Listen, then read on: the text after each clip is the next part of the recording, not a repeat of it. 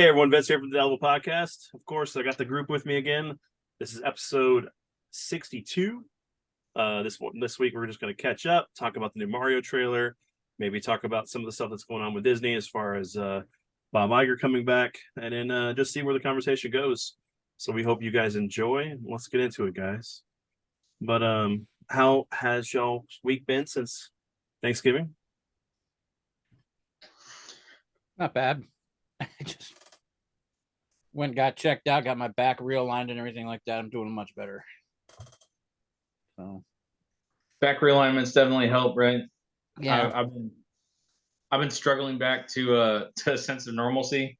We had family in and family that we don't really get to see very often, so we ended up. It was very very late nights of various forms of drinking and just talking and catching up and all that stuff. And then it was just a constant, consistent, busy weekend.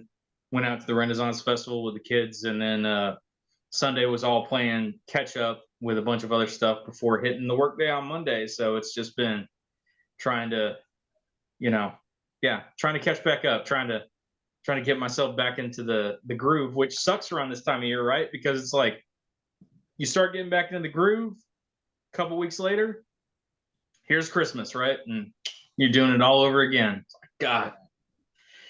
I mean, hey, time off is great, but these weeks in between can be a bit of these weeks right after can be a struggle. In between the next one too. Yeah. No, we did we arranged the house a little bit, still working through some stuff. Just we have like tons of things we need to like go through, get rid of, put in new storage bins so we can clear out. And we broke down one of our big couches that was falling apart, took that outside to the curve. So if anybody wants to grab it, they can. If not, it'll just sit there until heavy trash. And then we're supposed to be getting our tree up any day now, so that way we can get that done, because I want to make sure we have it up at the time of the 1st of December. So of course this is going to be already December when this episode goes up, but a little pre-magic recording here. Right, a little time travel, it's fine. Yeah, we'll be putting our stuff up probably the weekend. Like we had people asking us if we'd already watched the Santa Claus series on Disney. Mm-hmm. And I'm like, I have refused. I'm like, I'm not watching that shit before Thanksgiving. Like, I need Thanksgiving to come and go. I need it to like at least be in December, and because there were some radio stations that kicked off Christmas music like the day after Halloween. I'm like, y'all need to stop. Yeah. Y'all need to stop. You need to quit it. Like, Christmas music does not need to be playing for 2 solid months. Stop it. Just quit it. God. Yeah, bless. I don't need to hear Mariah Carey starting to sing "All I Need Is You" for Christmas. I can go without that. Again, not as you're putting up the jack-o'-lanterns, right? Like it's one thing. It's one thing when you're collapsed on the ground, grease sweating out turkey, right? That's one thing. Whenever you're polishing off the last bit of pie, okay, that's understandable. But you can't get to the radio to stop it. Yes, that's acceptable. But man, when you're hopped up on sugar, run around the neighborhood and in a mask and various forms of dress and all that, it's like, I don't need Mariah Carey coming on the radio yet. Nope. Just because the bell has tolled does not mean that we need to click this thing into gear. But I guess everybody thought, well, we're going to start Black Friday deals, the day after Halloween. So might as well kick off Mariah Carey too. Why not? But yeah, we on a different note on that one, I started watching, of course, the Batman animated series with Edward. Been enjoying that a lot. I noticed a theme though, that I never noticed when I watched it originally, or at least a couple times I've watched it afterwards and everything. But because usually I just watch my favorite episodes and that's about it, But now actually going through the whole thing again, it's pretty fun. But I'm noticing that there was like a trend of like the first episode that is on the collection is the Joker episode where he kidnaps hold on, no, because the very first episode of the very first season is Man-Bat. I know that. But for some reason, when I put on my thing, it showed. Wait, which collection do you have? You know what? And I might be mixing things up because we were watching stuff, but yeah, it was Man Bat. But the second episode is the Joker with Christmas. I'm like, what the hell? I don't remember that being that soon. Because Robin already shows up, and then there's episodes where Robin doesn't even exist in the cartoon. Yeah, It's just so there's definitely not a follow through continuity because it was like, yeah, we're gonna make all these episodes and they're just gonna air when they're gonna air, right? Especially that first season. Like I can see that. Man, I did not realize the Christmas episode. It's been a minute yeah, it was like since the I've second watched episode. animated. But what's weird is that at least on the collection, because I don't remember that being that first episode, because I remember all the other ones coming up before it, and then, but it was kind of like this almost long Halloween thing because almost like every episode that was coming out was almost like it was related to something within a month of a holiday, and then they kind of like whenever Two-Face showed up and Killer Croc and all that stuff, it was completely that stuff went out the window. It was like, let's just introduce his rogues gallery and then go from there. Yeah. Huh. Let's go back and pick through some more of those episodes. Mm-hmm. Yeah, well, I say that I've already got so much crap I need to watch right now. I'm 6 episodes into Wednesday, and it's been really good. I've been enjoying it. There was all the questions about, after the first trailer dropped, the way that, her parents looked, all that stuff, right? It was kind of, a lot of people weren't too sure about it. It was like, oh yeah, but at the same time, it was like, well, they're skewing a little bit more towards the comics and yada yada yada. But no, it's been a really solid. What's the actress's name? It's she was in X, which is weird to realize. Like that's a very weird realization when you're watching Wednesday and you're sitting there and you're thinking to yourself, you're like, man, I know this chick from somewhere. I've seen her, Jenna Ortega. There we go. So, you're sitting there, you're thinking, you're like, man, I know this chick from somewhere. She's been in something else. Like she's a good actress. And so I'm trying to place it. Now I look it up. I was like, oh, she was in the movie about the adult film stars that went out to a cabin in the middle of the Texas nowhere and get murdered by an old couple. And oh yeah, she kind of like exposed her back in that movie. And this is awkward all of a sudden. But once you take that part and you push it back to the back of your mind and you just get back to watching Wednesday, it's a great little show. I'm really curious where the end of it is going to get to. I don't know if they're setting it up for a second season, but I'd be more than happy to see more of this iteration of Wednesday because she's a lot of fun. Just like the way her delivery. I was watching a thing actually earlier today where she was going through the process because there's a scene in the middle of the show where they have a school dance, and apparently Jenna Ortega made up the entire like dance sequence that she does as Wednesday. And nice. It's so weird and so quirky, but at the same time it just fit the character so well. I don't know, man, she nails that part. Tim Burton of course is going to nail the overall feel and everything of just the world and the series and all that. So I'm really hoping that by the end of the season, it's setting up for the possibility for something more, and Netflix moves forward with it because I'd be really curious to see more of this world. It would kind of be cool to have them do like a mini series on each character. Do Pugsley next, and then do. It would need to be a little bit older Pugsley, I think. Like you would need to do some time skipping for some of the characters, right? Because like the way that they have Pugsley set up in this series, he's very overly dependent on Wednesday. So like I said, I don't know where this first series ends, but it would be curious to see, like maybe after a certain amount of time that Pugsley and Wednesday have been separated, right? Maybe showing kind of how he's changed and his growth in that and sort of who he turns into. That would be pretty interesting. Yeah, that definitely be something that would be possible for them to do.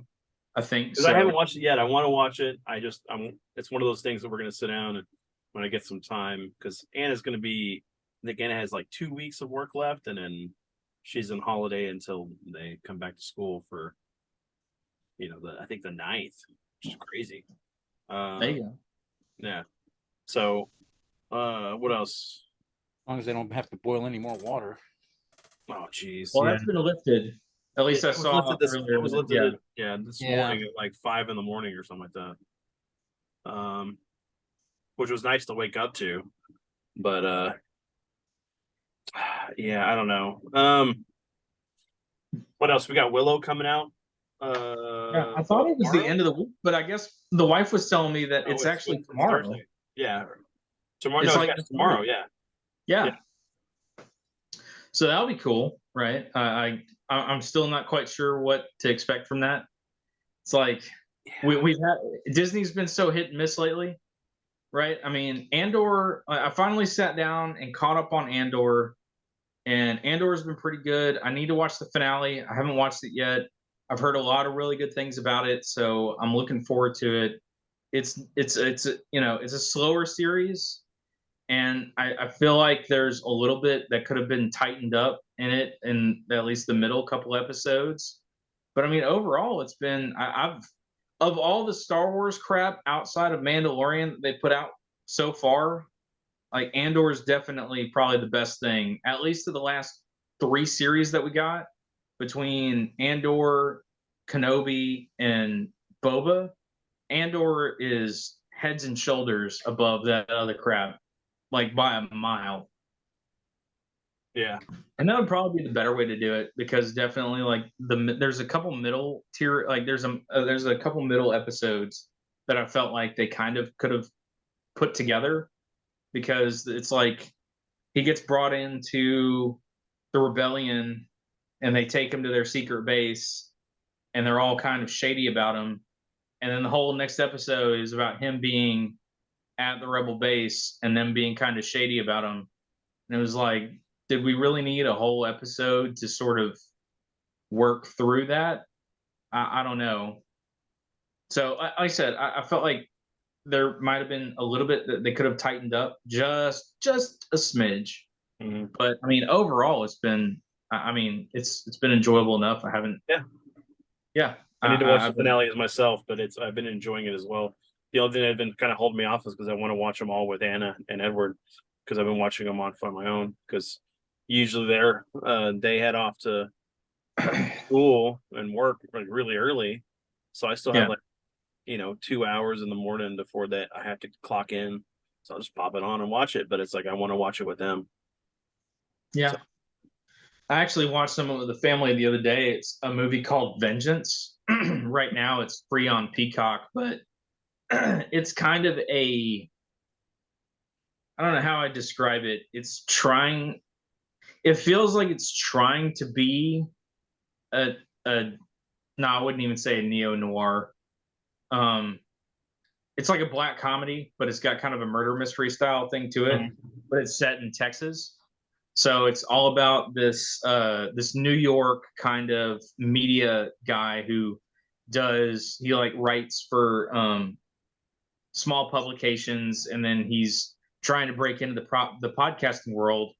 And there's a scene where he's talking to this other person, and clearly he doesn't really have many serious relationships. Like all the girls in his phone are referenced solely by things that he can place them right, like blonde girl met at club such and such, or one girl's just straight Texan, stuff like that. And he gets a call from the Texas girl, her family, saying that she's died. And she apparently was telling her family that the two of them were super serious. So they call him out to Texas, get him to show up to the funeral, right? He doesn't know this chick, not really. And the whole time, like, they're treating him like family. They think that it's this big thing, and the whole time he's just trying to wing it. And then eventually people start talking to him, and they're like, hey, we think she was murdered by like the cartel in the area. So he decides to turn the story of this girl getting murdered and tries to spin it into this podcast to blow up and do all this stuff. He really thinks it can work. And then it's all the shenanigans that spiral out from that. It was a pretty fun little movie. Watched it with the wife and the boy, and they both seemed to enjoy it. Yeah, outside of that, I need to finish Outer Range, and then I really want to get to The English, which is this Western show on Amazon starring Emily Blunt. It looks pretty good, and I haven't heard a whole lot about it, but it's a Western, so not a lot of talk usually makes the rounds for that kind of stuff. But it looked like it was a pretty solid thing, so I need to sit down and knock the rest of that out. Yeah, I mean, the only other thing was I picked up right. I picked this up, but it had been a while from the pre-order, the mini. So I'm playing through Shining Force CD. I've finished the first game on that because it's two games. Both of them were the ones that were on the Game Gear back in the day. So I'm playing through the second one now. It's been fun, kind of like rehashing and going back and playing games that I wish I had. I played on the Game Gear, but I never got to play the Sega CD version of. But yeah, and then after that, I'm gonna play through Shining Force 2. So, but it's been fun. It's a really cool device. You've got some really good list of games. And that's the second one, right? Yes, the second one. The box is small, man, compared to the one that came out for the first mini. Yeah, but I'm enjoying it. I'm hoping that eventually someone figures out how to hack it so I can actually put more stuff on there because it needs a lot more variety of the Sega CD kind.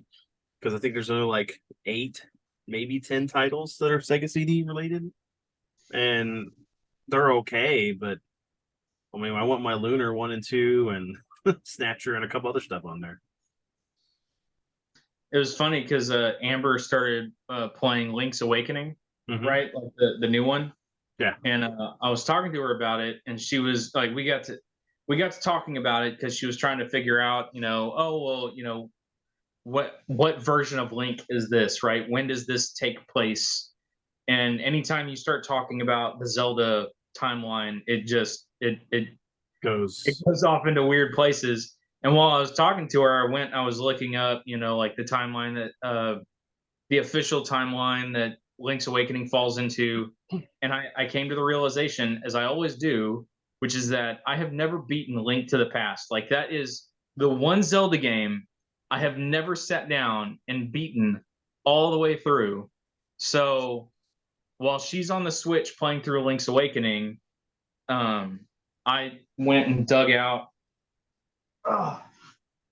my old DS, right? The old 2DS one, the XL, because I was able to download. I have like all the Zelda games that you could get on this, the original Adventure of Link, Link's Awakening, the Oracle's games, all that good stuff, all sitting on here. So I'm gonna try and beat Link to the Past.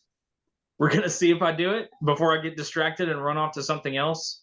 Because right now the boy's playing through God of War Ragnarok, and he's enjoying the crap out of that. So we'll see. We'll see if I can finally do it. Well, if you need help, let me know. I know that game pretty well. It's funny because like one of our buddies is playing through Symphony of the Night, and he's tapped me and my buddy Jose 2 times trying to get past certain areas and figure things out because he's never played it. Yeah. I blind played through Symphony of the Night like 2 years ago when the collection first came out, right? With that and Rondo. Jeez, and Rondo of Blood, right? Because I tried playing Dracula X before, but I'd always heard that Rondo of Blood was better because what Dracula X is like not really a port, but kind of like it's a remake. Short, yeah, but it's not nearly as good. Like they cut a bunch of content. You can't play as the little girl.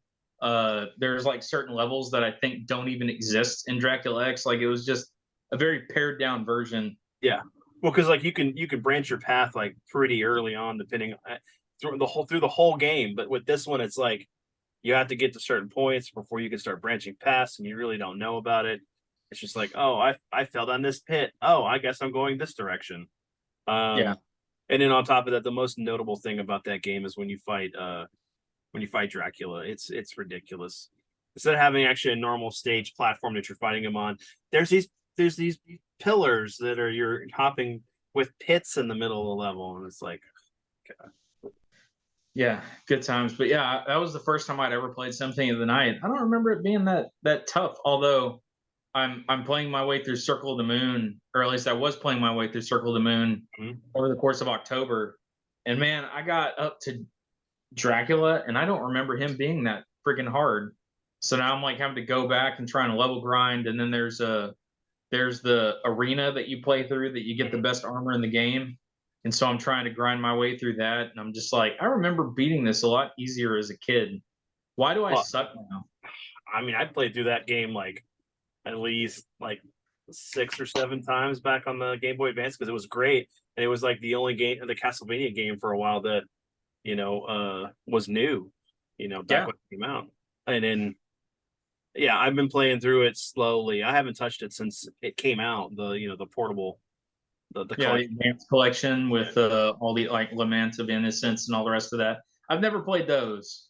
I wish it had Laments of Innocence. We're hoping that's going to be the next one. Oh, You're talking about Harmony, was it Harmony Dissonance? And God bless it. in Circle of the Moon, and Jose's gonna laugh at this point because I don't remember.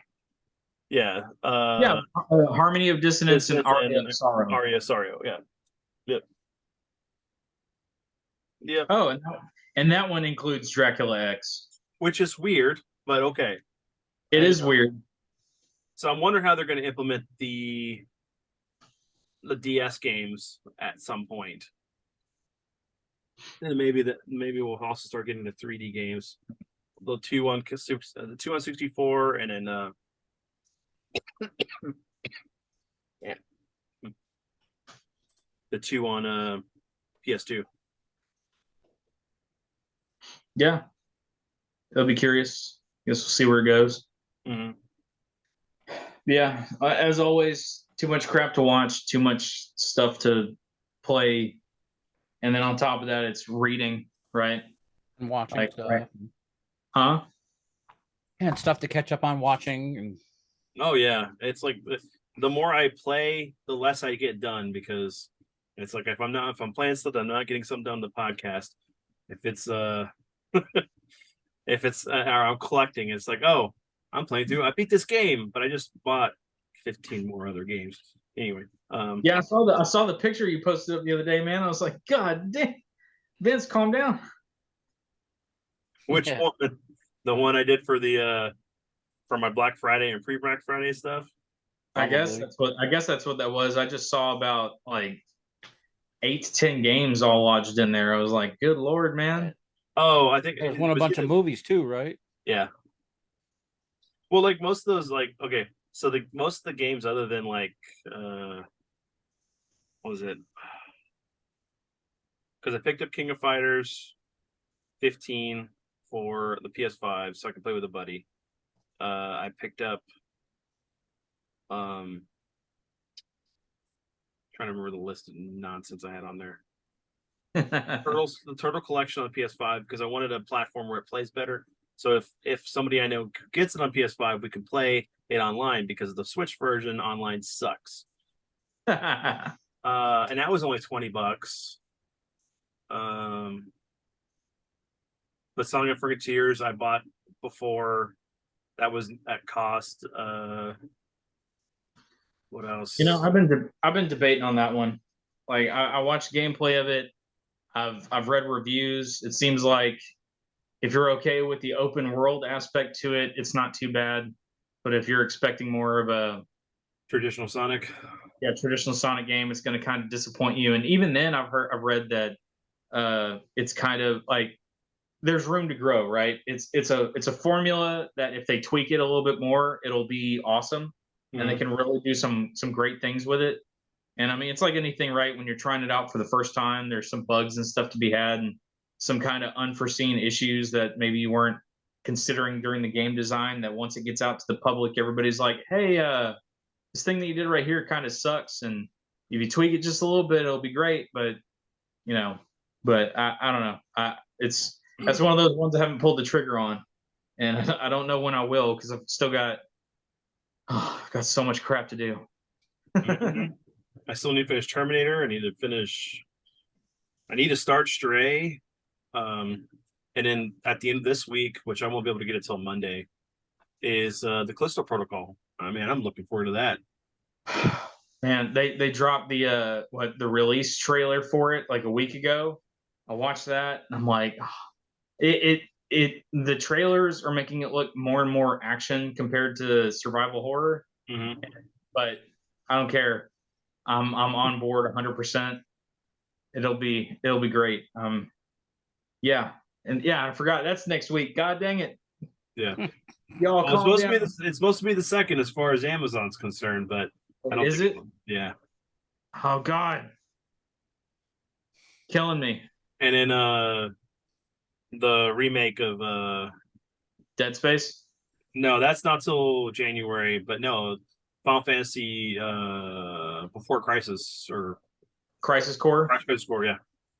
I wish Before Crisis would get a release, but no. But yeah. So going through that and stuff, that's gonna be the 15th, I think. Or right around that time. Yeah. It's a busy holiday, man. It's a I real should be busy holiday. done. I should be done with Callisto Protocol before it comes out because when Dead Space, man, I think I played that in like 4 days, and that was me trying to find everything at that point. It's not a long game. It's just fun. Yeah, it's fun. Yeah. But yeah, so the trailer dropped for Mario today, the newest one, at least when we recorded this. What are you guys' thoughts? I mean, I think it's still looking like a pretty solid, solid little movie. I was the one thing that I was kind of surprised that I didn't hear was because the Nintendo Direct showed Anna Taylor Joy, and we got to hear her version of Peach, which it's Peach, I guess. Peach, yeah. But then they did Seth Rogen, but I don't think we heard a single word spoken by Donkey Kong in the entire trailer. And I was like, why are you going to show Seth Rogen and not show, and not have Donkey Kong speak at all in your trailer? Like, what are you doing? I don't understand this, but I guess that's fine. The one thing that I'm kind of surprised by is, man, this trailer makes it look like they're taking everything and throwing it against the wall in this movie, right? Yes. Smash Brothers at the beginning. Yeah. Towards the end, you got the Mario Kart. Mario Kart. Mm-hmm. Is he going to be playing golf at some point? Are we going to have soccer matches? Mm-hmm. Like what's going to happen here? Is he going to be a doctor for a little bit? Right? Is he going to put on the coat and be throwing pills and stuff? Like what's going to happen here? Well, I love the whole like virtual course he has to go through of like the regular Mario, but it's set up in a way that it looks like the Lego Mario set. It's not like a level that like he has to drive to go through virtually. It's just this like platform and other things, and I love the little the floating, the invisible blocks that or the blocks that fall apart if you sit on too long. That was really cool. Yeah, no, I mean they're definitely getting a lot of cool little references that are all being just sprinkled in there. I just hope that the rest of the story is good, right? It's like Right. hey, it's cool seeing all these references and everything, but hopefully at the end it's not just all right, guys, here's like a million references for you, but all the connective tissue is just tenuous at best.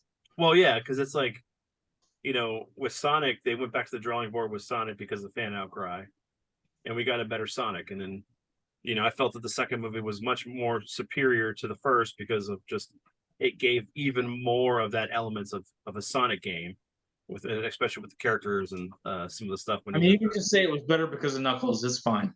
Well, hey, Tails was there too. We had the Chaos Emeralds. Yeah, but Knuckles, it was fine. Yeah. Come on, I love Super Saiyan Sonic? No. I love me some Knuckles, man. Knuckles is the best. I'm curious if they'll go Mecha Sonic with the next one, or where they're going to go with the next one. I guess we'll see. At the end, they had the trailer for, the little teaser for Shadow, so we'll see how that goes. Yeah. Mecha Sonic needs some love, man. Well, true. Well, would you have to be built with Robotnik, right? So you think that I remember Jim Carrey said that he would love to be able to wear a fat suit for Fat Eggman, but he did that whole thing of I'm doing my retirement of acting right after Yeah. Fine, no, do Doctor Doctor Giro, right, Red Ribbon Army. Just have it be where Mechasonic is like sitting in a tank somewhere, yeah, and yeah, he'd already built him. Yeah. Robotnik already built him. He just needed like some power source, and somehow it gets tied into the grid and powers him up, and it can be done. It'll be Yeah, I could bullshit, but see it it. can be done. I could see it. Mecha Sonic goes around like absorbing Tails and Knuckles and then any other animals that happen to show up in the thing to Well, become the ultimate. wasn't there like a whole story arc in the comics recently, or not? I say recently, in the most recent comic run, right, by IDW, I think are the ones that own it right now. I think they did an entire like story arc that all surrounded like the like something dealing with the mechas. I forget what exactly it was, but Yeah. I heard it was really good. So it'd be cool to see that. But of course, I guess we got to get Shadow and all the rest of that goodness. So we'll see where it goes. Does Sonic got to get his girlfriend too? What is it, Amy? Amy, yeah. Or no. We need the one from the old cartoon show, the chipmunk. I don't even remember that chick's name, but I just Yeah. remember it was jean vest and blue boots. That's all it was. So, and the reason why I brought that analogy is the fact that like, you know, Morimoto thought, oh yeah, hey, we know we need to do this, so we're gonna just do all these little cameos and Easter eggs, and it's like, yeah, but you're a good storyteller too. Come on, get us a good story, which I'm pretty sure there's gonna be. Oh yeah. It just I get where you're coming from with all this stuff that was just thrown into this last trailer. And I think that was in response to the fact that people were still kind of like iffy about the movie just because of Chris Pratt's voice. And, there was a cameo of Luigi, but we didn't get to hear his voice. We got to hear a lot of Luigi in this one. Yeah. And see, that's the problem is like, I don't know, man. Charlie Day's great and everything, but I don't know if it's the right person for Luigi. I mean, it's like what we talked about right in the last episode when we were discussing like Conroy and just voice acting in general, right? Mm-hmm. It's definitely a thing where once you've heard that voice, once you've got that voice and it's cemented in your mind of this is that character, it's so hard to jar that loose, right? Especially if it's such a departure from that voice that you have locked into your head. It can be hard to hear someone else do a vastly different iteration of it. So we'll see, right? I mean, clips are one thing. Seeing how it actually plays out through the whole movie is another. But yeah, this one felt more of a trailer. It was just to give us more of what's going on in the movie, but it wasn't enough to really give you the feel of what the story is going to be fully about. It was more of a character reveal of people in the movie. Yeah. I felt that I love the whole like battle arena thing. Of course, it was a homage to Smash Brothers, but it was like going back and watching the trailer a second time. You got to see the little platforms with the power blocks and stuff, so it was kind of cool that way. The monkey on the throne at the top, I thought that was kind of weird because it kind of looked like it was Cranky Kong, but I don't know if it was really Cranky Kong. It could have just been some generic monkey. But the only reference I didn't see in it, and it was kind of odd for me, was Mario Sunshine, because for me, looking at the trailer kind of reminds me of Mario Sunshine, but I didn't see anything in there that would directly reference it. And for me, that was one of the best Mario games on the GameCube. I mean, it was clean and visually entertaining. It's not my favorite as far as my favorite game of all time for Mario, but it's one of my favorites. It'd be definitely up in the top 5. It was really cool getting to see all the Yoshis in that brief little spot. there's a lot of stuff to go back and look into this trailer to find little Easter eggs that were put into it. I really have high hopes. I know that like whenever he was on Rainbow Road and he was doing all the Yahoo, the Mario Mhm. sounds that we all know and love.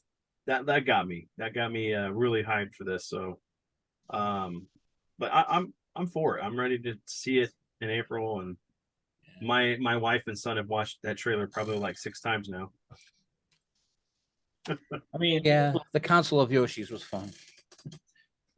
I mean, the thing that I hope this turns into is, you know, more of the Nintendo properties being turned into something, right? It's like, Yeah. you know, forever been waiting on. I really think that of all the Nintendo properties, the one that gets the least amount of love and would definitely translate probably some of the best into uh, a video format or a movie format would be Metroid. Yeah, 100%. Dude, Metroid would be awesome to do. Like you could do the horror elements to it. You could play like there's so much you could do with that and play into. And I mean, shoot, Metroid Prime like laid out, hey, here's a story that you can tell in Mhm. this universe, and just retell that. But you know, don't just show it from a POV. Don't go Dwayne Johnson Doom on us. You know, do an actual movie of it, and it'd be great. It'd be really good if they could go that direction with it. So I'm hoping Mario does well. I'm sure that if Mario does well, we'll get like Zelda after that, which would be sweet.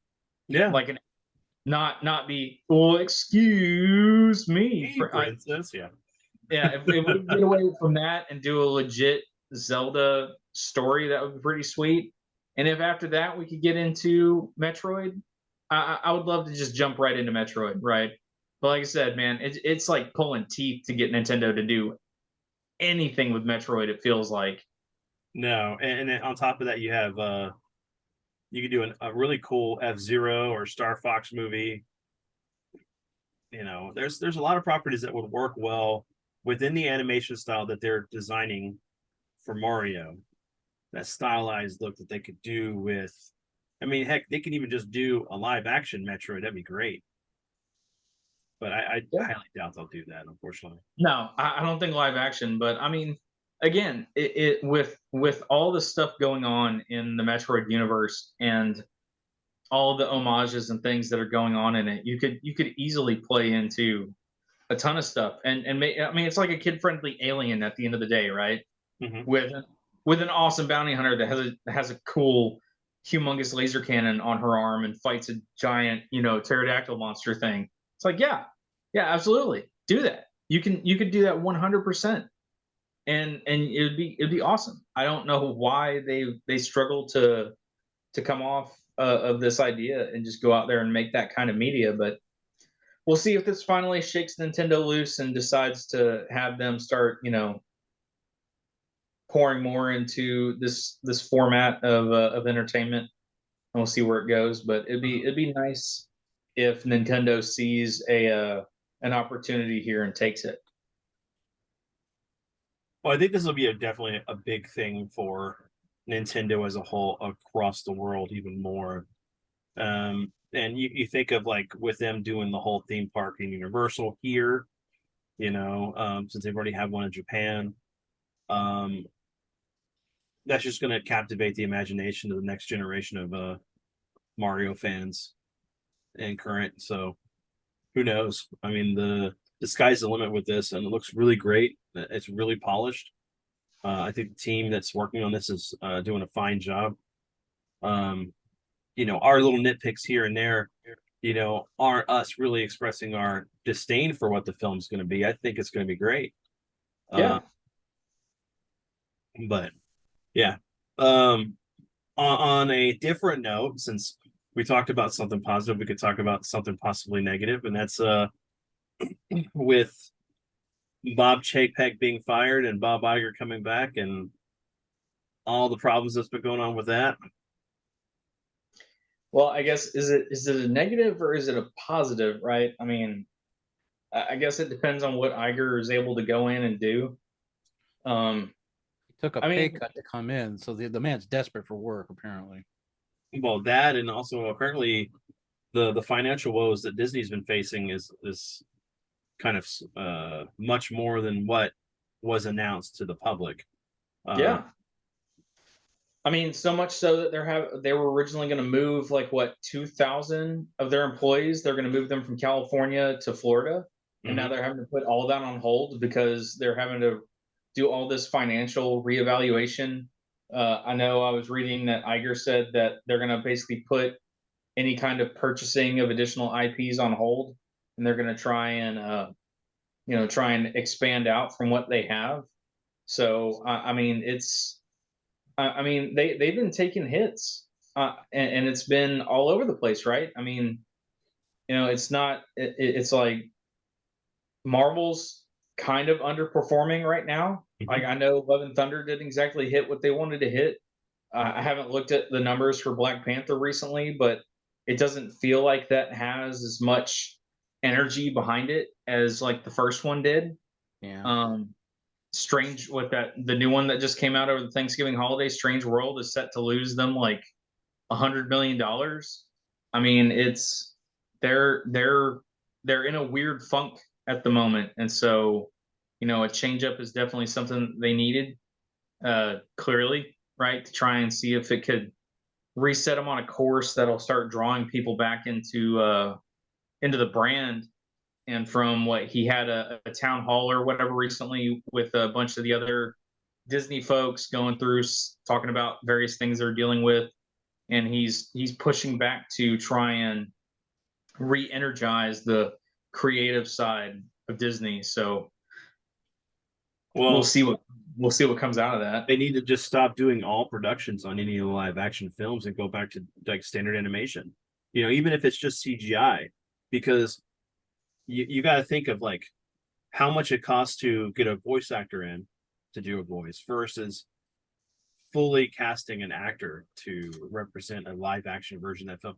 Because then you have to make real world assets. Well, what possible with CGI? It's like There's practical insurances. with the CGI.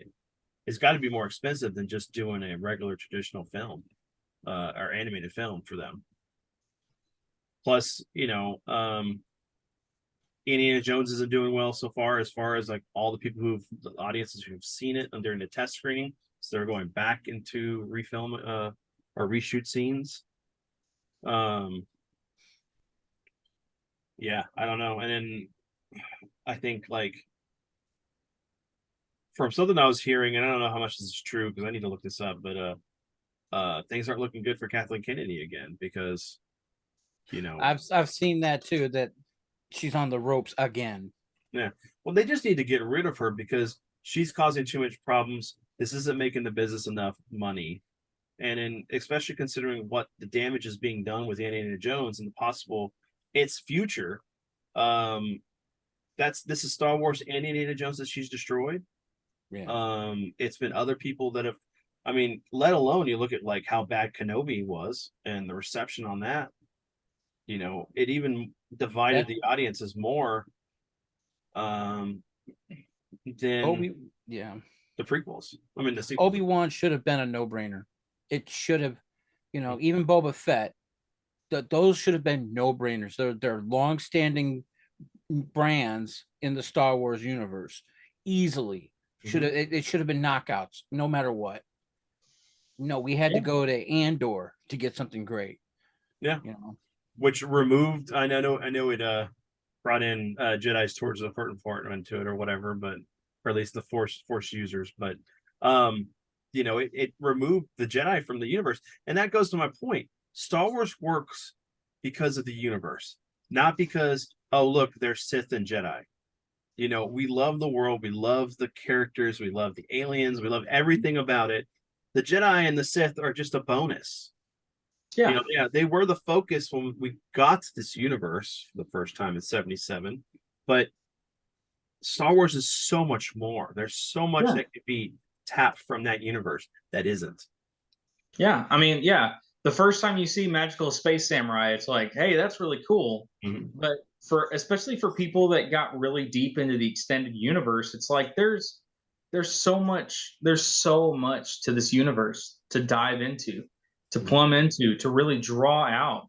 And I mean, even the, oh, why can't I think of his name? The guy who played Boba Fett. Um, I feel awful because he's actually a really good actor. But the guy who played Boba Fett, he even made a comment, right? Of when people were asking him about season two, and he was even saying, he's like, yeah, in season two, I'd like for us to get to a more badass Boba Fett again, right? It's like, yeah, that was my problem. That was one of my problems with the series, was that he just didn't feel, he didn't have that presence. He didn't have that real threatening aura that Boba Fett should have. It's like, how do you screw that up? They've really found new and interesting ways to take these characters and turn them into these unrecognizable people that just kind of carry the name Yeah, for the sake shadows. of it. Yeah, shadows of their former selves. I mean, we've talked about Star Wars a lot, and then Marvel's the same, in the same boat. You had the opportunity to really establish new great characters that have needed to be in the MCU for a long time, but they haven't, and they're just, it's subpar. It's not. She-Hulk was a complete mess, and that should have been something that not only showed the day-to-day life of a person who is dealing with a regular job and being a superhero, and the responsibilities and the curse of that process. But they couldn't figure out what kind of story they wanted to tell. They couldn't figure out the format of how this, or the structure of how this show should go. And the sad thing is, it took that one Daredevil episode that we all liked to be the one that is what the format of how that show should have been. She's got a little bit of court drama, her adventures on normal life, and the adventures of being a superhero. That's how it should have been through the whole show, but it wasn't.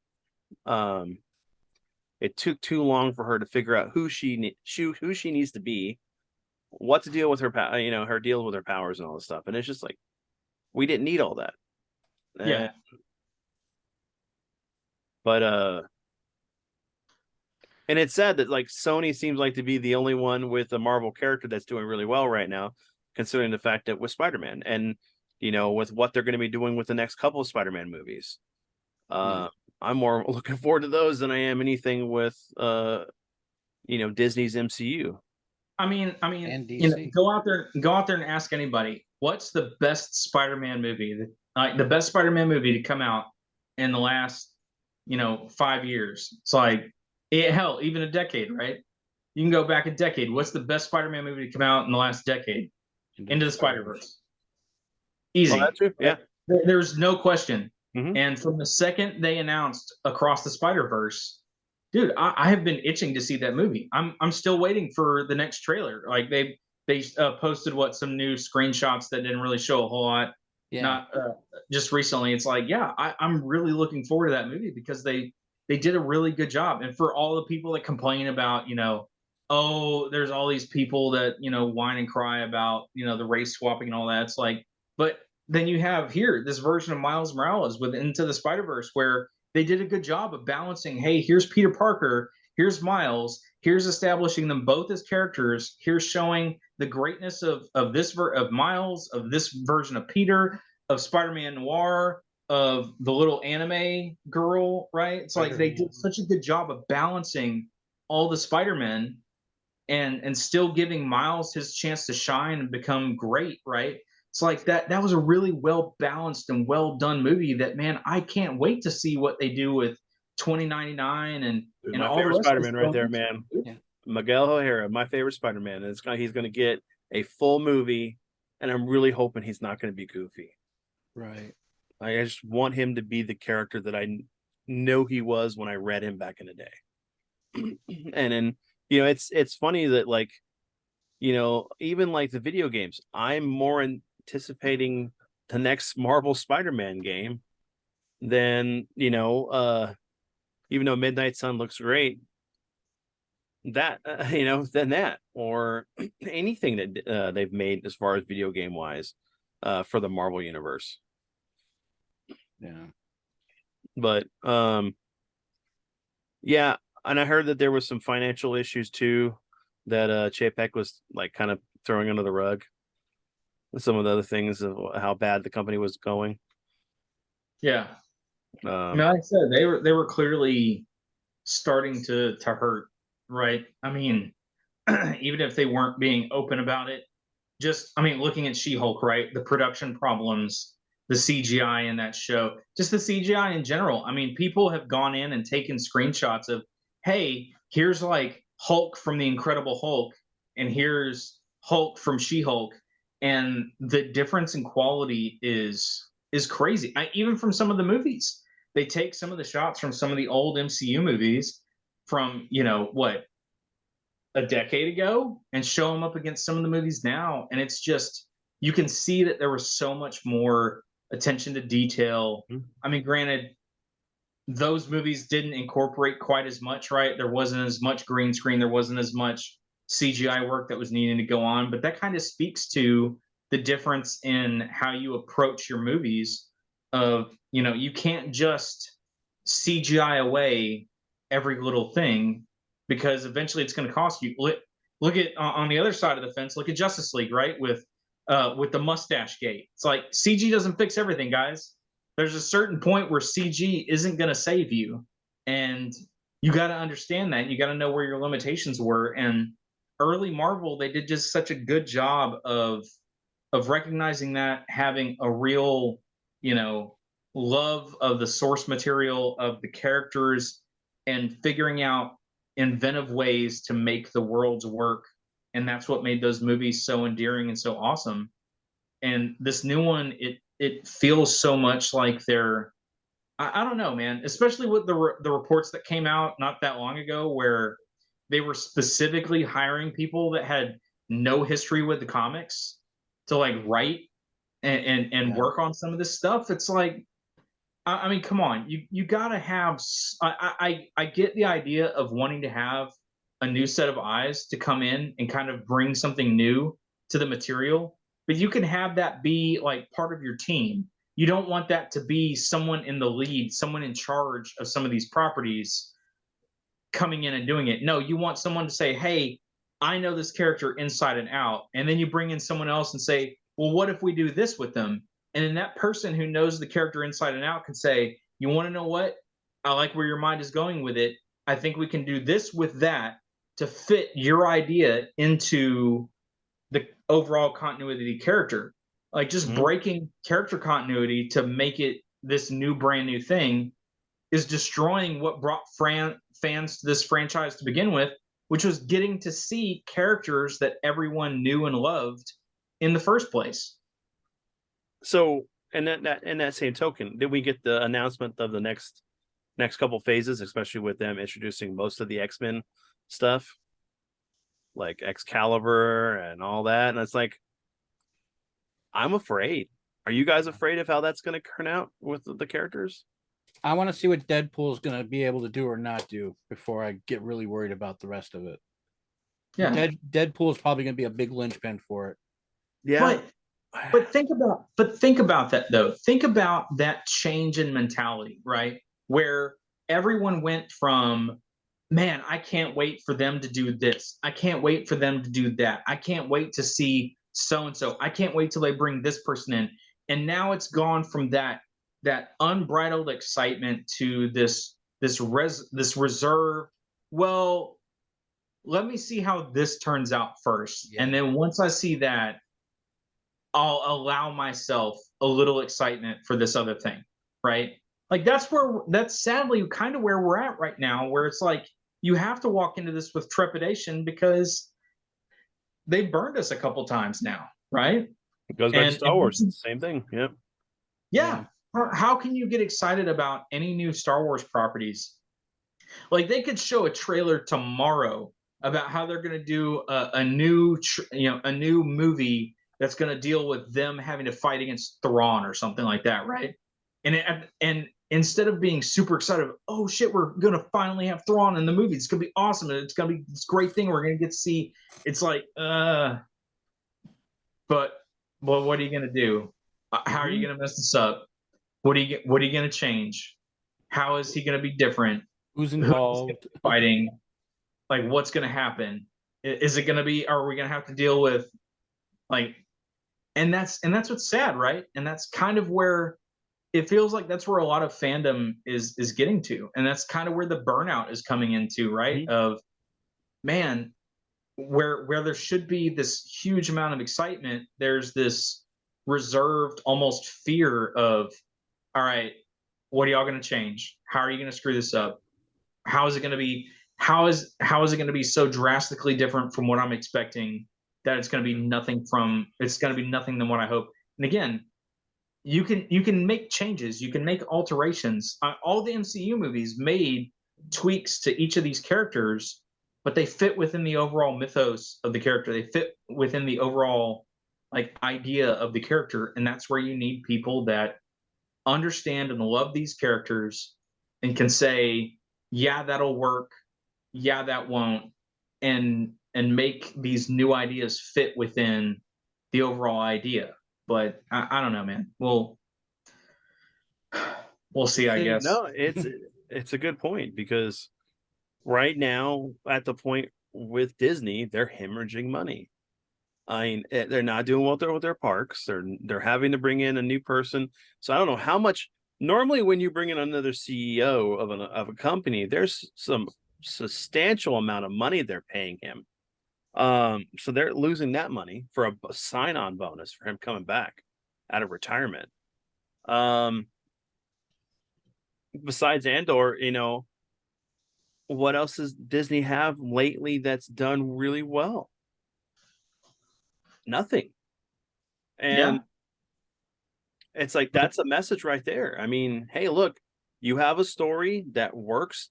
There's great fan reception. It's getting the numbers. You need to look at this and find out what worked about this, and you need to start implementing it across the board with any other project you do. And if that means because there's no wokeness in it, you need to move out the wokeness because that's not what people want. We already got enough bullshit. We already got BS. enough stuff in our lives that we're dealing with that we don't need to have it slapping our face in entertainment that's helping us, you know, escape that reality for just a moment of time in our lives. And that could be the one thing that we need to continue keep going on this horrible treg of stuff that's going on versus like you keep grinding us and grinding us and grinding us. We're not even going to fit in the cog. We're not going to be a cog usable in the machine that keeps things going, and you're just going to replace us. And then you're going to have people that are disgruntled and unhappy. And of course, we talked about it last week with the situation with Jason David Frank. Unfortunately, there's a lot of things, and that's not correlating to what happened in his life, but you think about it. If you get to the point where things are breaking and you give up, sometimes you need that lifeline. And even if it's just a TV show that just resonates with you, that can be enough to stop you from doing whatever you do. Yeah. Um, It's like Tom Petty once said. He says, if you've forgotten your problems for 2.5 hours, then I've done my job. And that was talking about playing live. mhm. So it's Same thing. yeah, it is.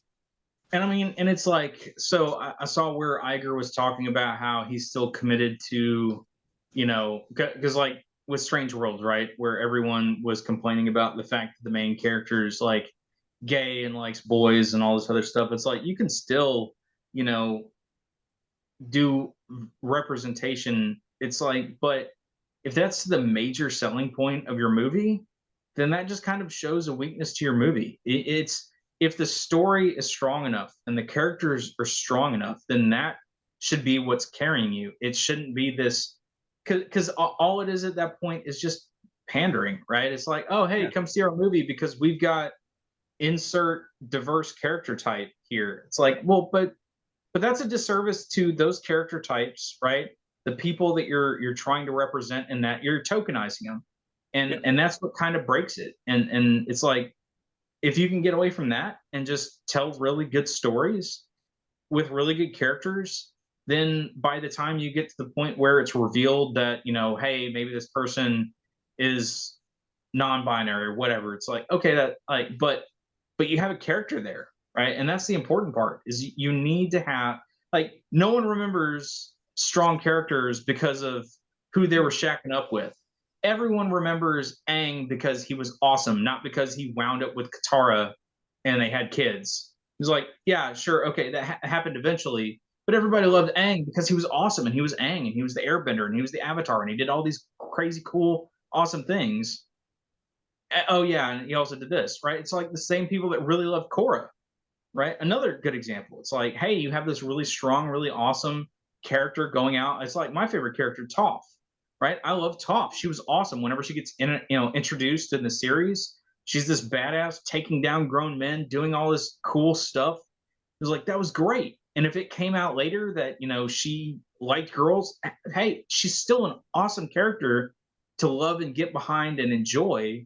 And it's like once the diverse factor becomes your sole defining trait, you cease to be a character, and that's the issue.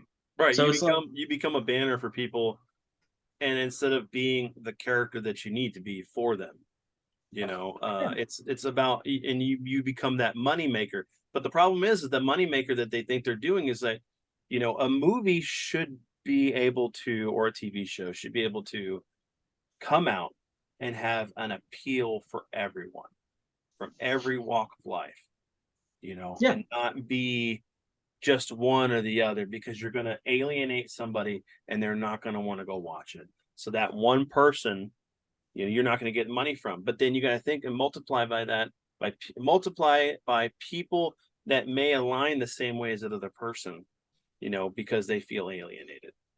And then that's where the bigger bucks come in. You have to make it to where it's more universal for everyone and not set to a certain tone or a certain. right.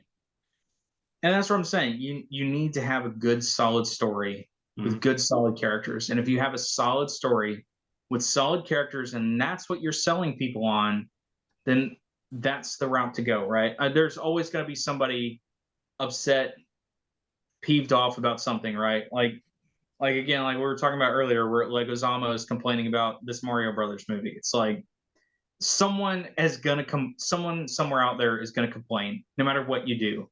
But if you have a good, solid story, right, then everyone's gonna look at that at the review of those movies and see everyone else saying all this glowing stuff about how great it was, the visuals, the story, the emotional impact, all this stuff. And then you're going to see this other person complain because there's, a person of X in it. And if that's your only complaint is because, oh, well, there's a character type in there that I don't like. It's like, okay, but what about the rest of it? And if the rest of it's strong enough, then it should be able to carry it. I mean, we can go back to like the Snake Eyes movie, right? Where it's like, yeah, okay, you made Snake Eyes not a gringo. Okay. But then you made him an idiot who like was the villain of his own movie and like was the reason his whole village is murdered. Like, okay, if you're trying to sell me on this new version of a character, why are you gonna make him an idiot? The new Resident Evil movie, right? Okay, Leon, Leon's a Hispanic dude now, right? He looks more like Carlos would. Okay, then why is he asleep in the front of the RIPD, building with the doors wide open, with the gates wide open, and a truck explodes right in front of him, but he couldn't be bothered. He doesn't even notice. Like, really? Really? That's Leon? That's what you're gonna do to him? Like, no, that's Yeah. Do justice to the characters, and the rest of it will fall in place. But if your first thought is message first, then it's never going to work. It's just never going to work. Story first, characters, and then message if you have one, and it should be able to be worked out. But I don't know, man. We'll see what comes of it. Iger, again, talking about how he wants to focus in on the creative side. Hopefully that means we'll get some cool and interesting stories and shows and movies out of it. But Yeah, I think he needs to clean house as far as like, because with how things are going, the ones that are the bad apples, you should know who the bad apples are. And that it should be the what speaks volume as far as what shows or movies have hit the numbers and expectations for what they expect it to make once it hits final release. Um, and I think that they could pull it out. Yeah, I know that they're coming off of COVID, and the parks have been like kind of hit and miss as far as attendance goes, but I don't know. I mean, yeah, people are within society right now. We have things going on that make it to where we may not have the disposable income to be able to go to these extravagant trips. Yeah. Yeah. But I mean, even with movies though, right? I mean, they put out Strange World in the theaters, but they didn't put out Hocus Pocus 2. No. Like some of their, and I get like the early stuff, right? Like with Turning Red and Soul, we were still kind of in the middle of dealing with pandemic stuff. So it sucks that those didn't get theatrical releases. But by the time Hocus Pocus 2 came out, it's like you had all this groundswell of people wanting to go see this movie, excitement for it, all this stuff, but you release it to Disney Plus, it doesn't get a theatrical release at all. And then this new movie, Strange World, which was starting to have a lot of negative buzz behind it, right? You put that one out in theaters? Like I don't understand their release strategy right now. It's like, okay, if you're gonna like commit, right? If you're gonna be making movies that are theater quality films, then go put them in the theater, right? If there's a lot of positive buzz behind it, why are you holding back? That doesn't make, and I don't know. Who knows what the onus was behind all that? Maybe it wasn't even Chapek's decision. Maybe it was somebody else in the chain that said, "Hey, you know what? Let's not do this over here, but let's do it with this one." It could be also the fact that they may be getting more returns, and I don't know how you're getting a lot of returns from just releasing stuff on your streaming service. Well, Disney Plus lost like $1.2 billion or something like that. Yeah. Like it's hemorrhaging money right now. Well, and on top of that, they don't even have the shows that people want to watch on there. I was just talking to somebody else. I can't remember which like cartoon shows that they technically own the rights for. Oh, what was it? Well, you think of so one of the things we were talking about was how the fact that like I think The Simpsons hasn't been collected on a Blu-ray set yet. And who owns The Simpsons? Disney. Yeah, now. So it's like, and this is the company that goes, hey, buy this stuff before it goes in the vault, and you won't see it for another 10 years. Yeah. And it's like they have the perfect golden egg now. All they need to do is just release it on their streaming service. Give us the original cut of Star Wars, for the love of God. Exactly. Exactly. I want Han to shoot first, for Christ's sake. I don't want to see him walk over, drift over, whatever the hell he did over Jabba in that weird scene. I don't need it. I don't want it. I just want to see him shoot first, for Christ. I don't want to see his head like do this weird shift over. None of that crap that George did. Give us the original Star Wars movies. I want to see the original Ewoks ending, or for Return of the Jedi, where they're. Why is it so hard? I know. This is like Final Fantasy, right? It's like Square. Just remake 7. It's like, I remember when the first Avengers movie was getting ready to come out, right? And I was reading, Warren Ellis had a blog at the time. I don't think he has it anymore. But he was friends, I guess he might still be friends with what's his face? Buffy. Wow. Wow. His name just completely. It's completely gone from my brain too. Josh Whedon. Josh Whedon. Yeah. He's friends with Joss Whedon, and apparently Joss Whedon reached out to Warren Ellis and asked him, "Hey man, Marvel's offering me to do the Avengers. Should I do it?" And Warren Ellis's response to him was, "Do you want to print money?" Like if you want to print money, then yes, go do it. It's the same thing with Square. Hey Square, do you want to print money? Go remake 7. Go do it. If you do it, we will come, right? It's like all this crap. Why is it so hard to understand this? We were, and then they would tease us, dude. They would tease us with, "Oh, look, it's a tech demo for the PS4, and that you can't even play. It's just the visual opening using the graphics engine of PS4."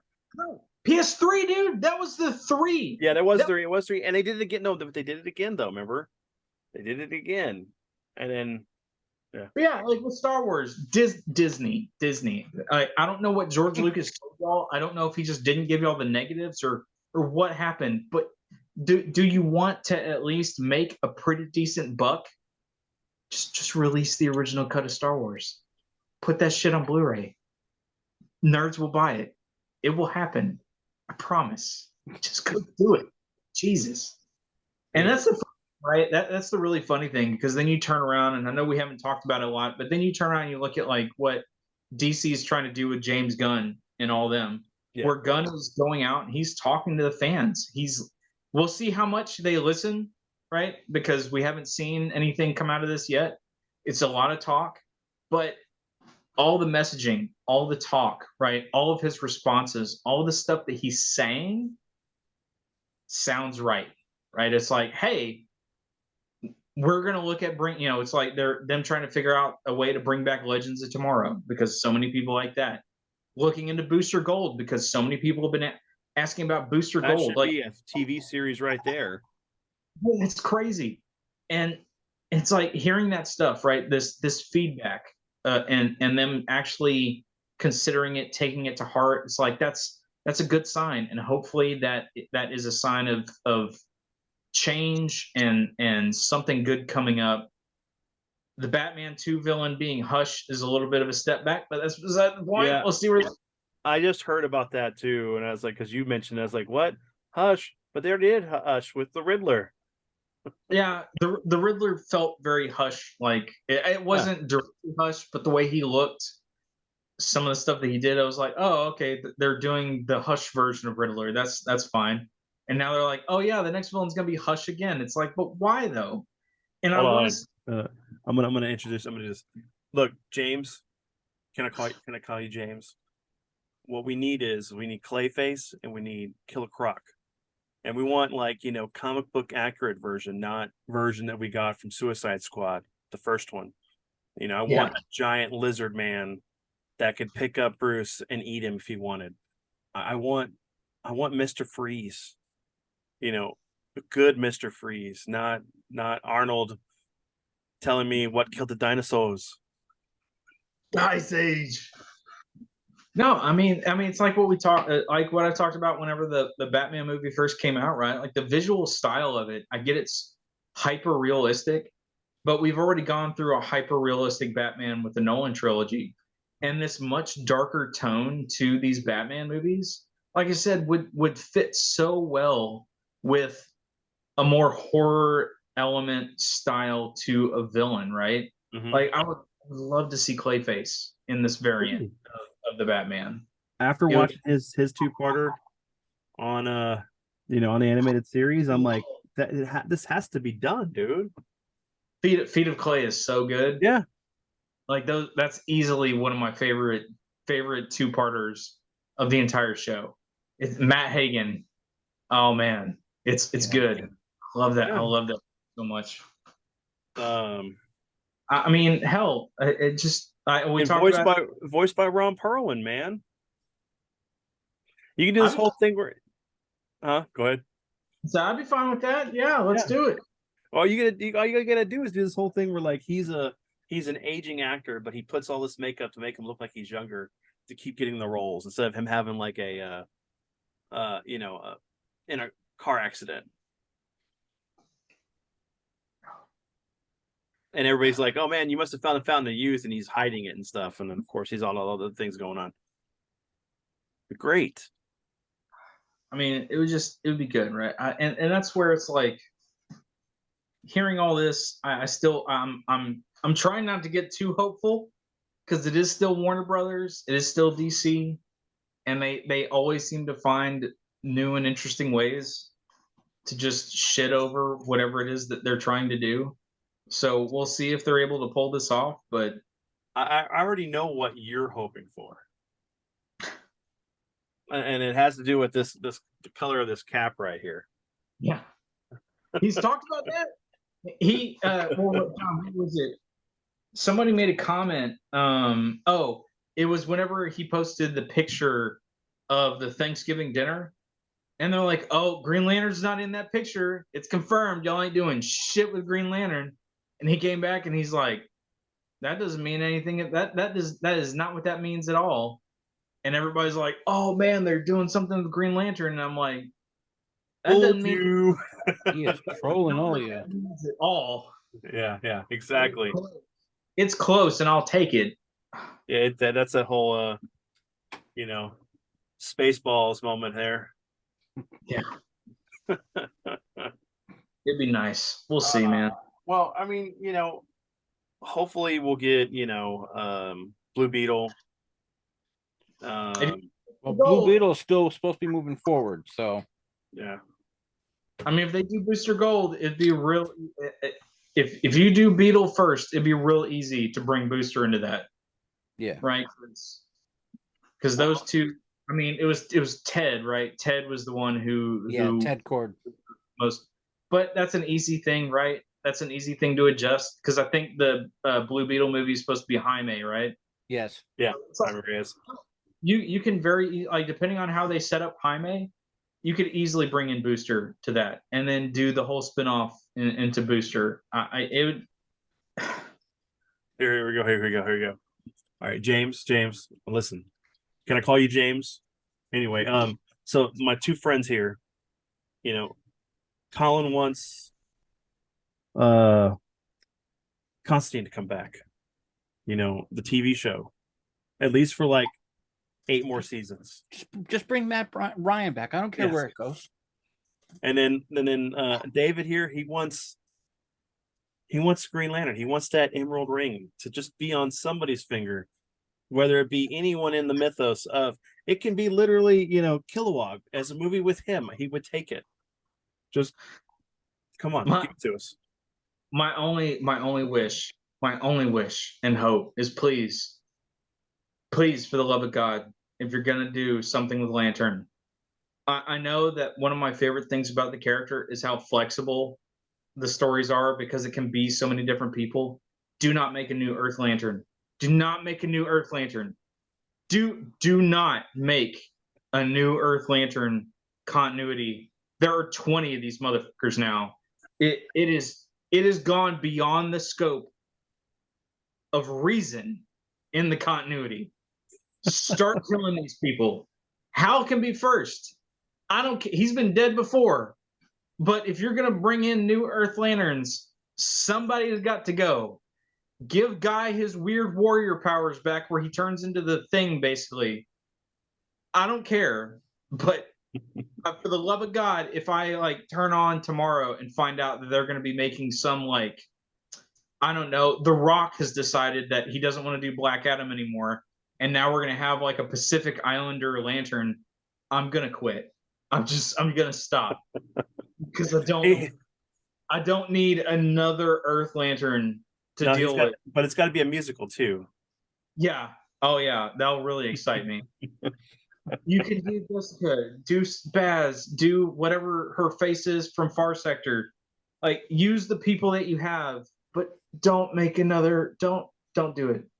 Yeah, do Kilowog. Do one of the aliens. Hey, you want to go crazy? You want to piss everyone off and make a movie that everyone will hate, but I'll love weirdly? Do a whole movie about Salak or Salak or however you want to say his name, where the whole time he's just hanging out on Oa, directing lanterns around, and that's all the whole movie. Do that. I don't care. Just give me a lantern and make it good, please. It'd be so nice. He's a good character and he deserves better. I swear. All right, who's the Green Lantern that's also a planet? Mogo. Do one with him. Just make a green bouncing ball for 40 minutes. I'll watch it. Yeah. No, you want to know?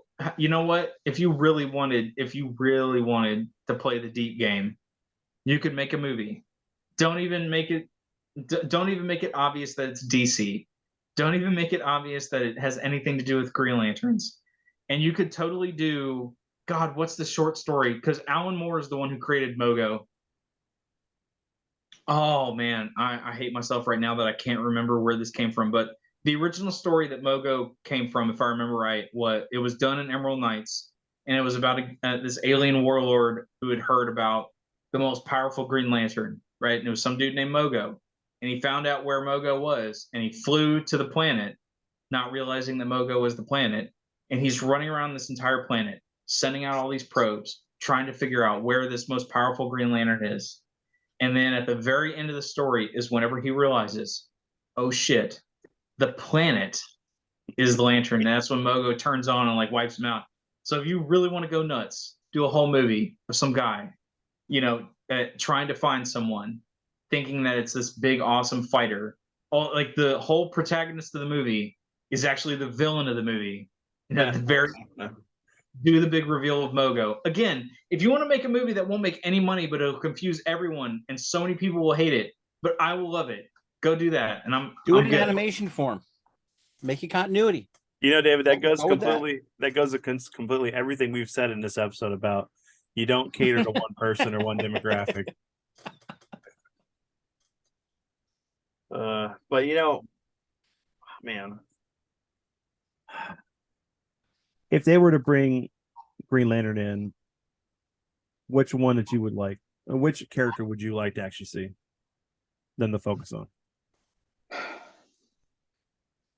I mean, Hal's my boy, right? Mm-hmm. Hal's the OG. Hal's my boy. That's because you've been cutting your hair like him for decades. There you go. But if it wasn't Hal, right? I mean, the next one that would make the most sense and would be really cool to see them actually do a good job of would be John, right? Yeah, Stewart would be great. There's a lot of cool backstory. There's a lot of cool story to do with John. I mean, really, it's of the original four, the only one I think you would have the hardest time with would be Gardner. But you could tell a great story with Kyle. You could tell a great story with Hal. You could still tell a great story with John. You could even tell a pretty interesting story with Guy, albeit you could do something interesting with Guy where he maybe still owned his bar right in the middle of space, and maybe he still had the ring, but he wasn't necessarily with the Corps. So even with Guy, you could kind of tell an interesting story. But yeah, if I had my pick, I would love to see Hal done right. If not Hal, then I would love to see them do a good, solid Stewart's story.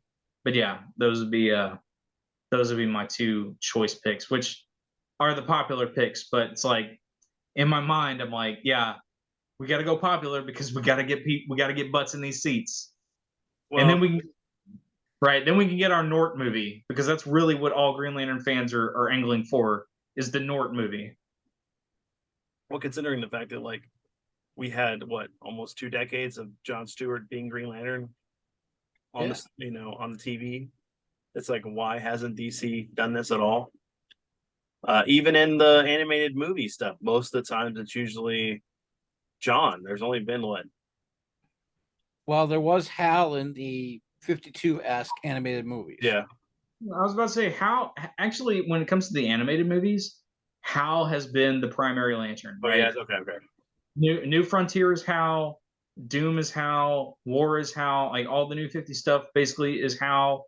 It wasn't really until Beware My Power that you got John. The old animated series they show Hal in one episode, but he's like a weird amalgam of Hal, but I think he also has Rainer's name in him somewhere. It's like Justice League gets weird with Lantern when they go away from John Stewart, but hell, give me Alan Scott. I don't care. Just give me Lantern. Just give me Lantern. Do a good job of him, and it'd be great. I would love to see it. Mogo doesn't socialize. That's the story. Alan Moore and Dave Gibbons. I mean, if you're gonna hear about an Alan Moore story, it's pretty much assumed that Gibbons is the one who's doing the art, right? Yeah.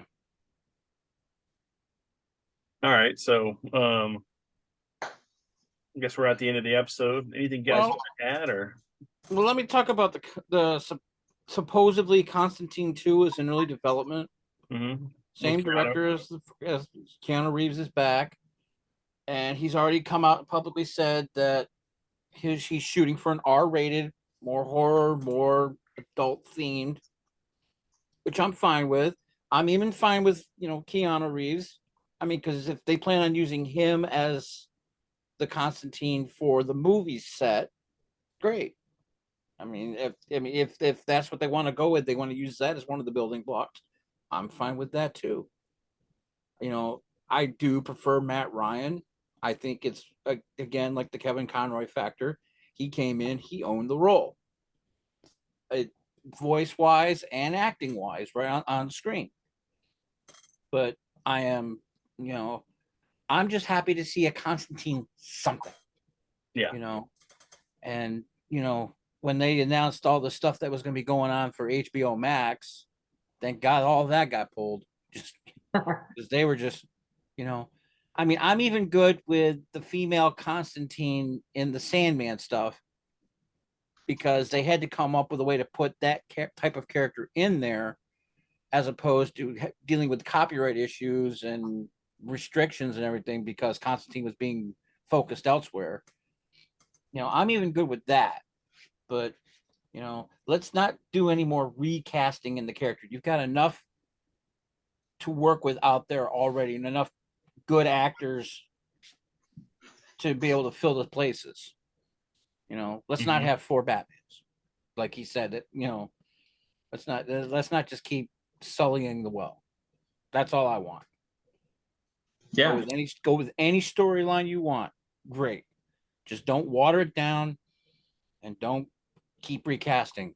I mean, it's Constantine, not James Bond. Well, that's the great thing about like what Deadpool did, right? Is the fact that now we can see that, yeah, rated R comic stories can be told because at the end of the day, a lot of these comic stories are just stories, especially something like Constantine, right?